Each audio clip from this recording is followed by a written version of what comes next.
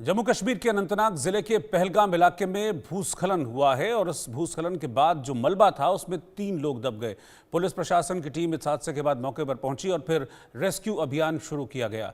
जानकारी यह है कि मलबे में दबे 3 लोगों को काफी मशक्कत के बाद बाहर निकाल लिया गया, जिसके बाद तीनों को अस्पताल में भर्ती कराया गया है। ये रेस्क्यू की तस्वीरें आप देख रहे हैं, कैसे भूस्खलन हुआ और भूस्खलन के बाद, क्योंकि ऐसा होता है कि जब पहाड़ी इलाकों में भूस्खलन होता है तो मलबा जो है वो बड़ी संख्या में नीचे की ओर आता है, क्योंकि इसी तरह का टेरेन होता है और ऊपर से जब मलबा नीचे आता है तो फिर बड़ी संख्या में जो मलबा है आसपास के एरिया को अपनी चपेट में ले लेता है। और इसी मलबे की चपेट में आकर 3 मजदूर दब गए थे। लेकिन राहत की बात यह है कि रेस्क्यू ऑपरेशन टाइम से शुरू हुआ, रेस्क्यू फोर्सेस मौके पर पहुंची, सेना के जवान मौके पर पहुंचे और फिर मलबे में दबे हुए तीनों मजदूरों को सुरक्षित बाहर निकाल लिया गया। हालांकि उन्हें अस्पताल में भर्ती कराया गया है, जहां पर उनका इलाज किया जा रहा है। अनंतनाग जिले के पहलगाम में ये भूस्खलन हुआ है, लैंडस्लाइड हुआ, जिसकी चपेट में 3 मजदूर आ गए। दरअसल यहाँ पर कुछ काम चल रहा था और इसी दौरान अचानक आए भूस्खलन ने इन 3 मजदूरों की जिंदगियों को एक वक्त तो ऐसा लगा कि खतरे में डाल दिया।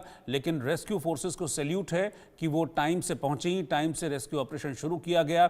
आप देख रहे हैं क्योंकि मलबा बहुत भारी होता है और इसलिए बड़ी मशीनों का भी यहाँ पर इस्तेमाल करना पड़ा। लेकिन ऐसे में सावधानी बरतने की भी बहुत ज़्यादा ज़रूरत होती है कि कहीं मशीनों की चपेट में आकर जो लोग अंदर मलबे में हैं उनको किसी तरह का और नुकसान ना हो। इसलिए बहुत सावधानी पूर्वक इस रेस्क्यू ऑपरेशन को चलाया गया और फाइनली जो रिजल्ट था वो अच्छा आया। सभी 3 लोगों को सुरक्षित बाहर निकाल लिया गया जो इस मलबे में दबे थे और उन्हें अस्पताल ले जाया गया है, जहां पर उनका इलाज इस वक्त किया जा रहा है।